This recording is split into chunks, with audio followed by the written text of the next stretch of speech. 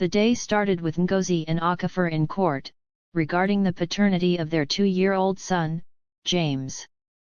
They had been married for 4 years, and everything seemed okay until a year ago, when issues about paternity arose. Her husband, Okafor, had seen text messages from Ngozi's ex-boyfriend, talking about how many times they had seen each other in the past year and how many times they had been intimate together. This raised suspicion for Okafor, leading them to court. As Okafor and Ngozi stood in court, Judge Ademola, a stern-looking Nigerian woman, walked in and took a seat. She brought out the case file and read aloud, "Ngozi, you have brought your husband to court regarding the paternity of your 2-year-old son, James. Is that correct?" Ngozi's voice trembled. "Yes, Your Honor." The judge continued, "You said here that he had denied being the father of your son, and you believe he is the father. Is that correct?" Ngozi replied, her voice barely above a whisper, "Yes, Your Honor."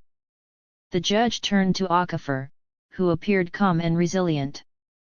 "Why have you denied the paternity of your 2-year-old son?" Okafor took a deep breath before speaking, his voice filled with emotion. "Your Honor, my wife has lied to me countless times. She has spent weekends with her ex-boyfriend during days I am not around. This has raised my suspicions that I may not be the father of the child." The judge looked stunned and curious. Had there been any issue of trust before? Okafor replied, "No, Your Honor. This issue started 6 months ago when I had a leave from work. I started noticing strange calls from her ex-boyfriend and even constant texts from him. Most times, she sneaks out to take the calls or reply to the messages. She never allows me close to her phone, raising more suspicions." The judge leaned back in her chair, her eyes fixed on Ngozi. "Have you been doing all this?" your husband said. Ngozi's eyes welled up with tears. "I haven't been cheating on him, he just feels insecure about me." The judge looked at her skeptically. "Why must you still communicate with your ex-boyfriend, even after being married?" Ngozi hesitated. "We're just friends." Okafor's face twisted in anger. "That's not true, Your Honor. They talk sexually via chat." The judge's expression turned stern. "Ngozi, it seems you're not telling the whole truth." Ngozi's tears flowed freely now. "Those were just chats, Your Honor." The judge's voice turned firm. "I'm not convinced, Ngozi. The DNA results will reveal the truth." Ngozi looked worried, her voice shaking. "I am bothered, Your Honor. I don't want my son to grow up without a father." The judge turned to Okafor, whose face was concerned and anticipating. "Do you love this boy?" Okafor's voice cracked with emotion.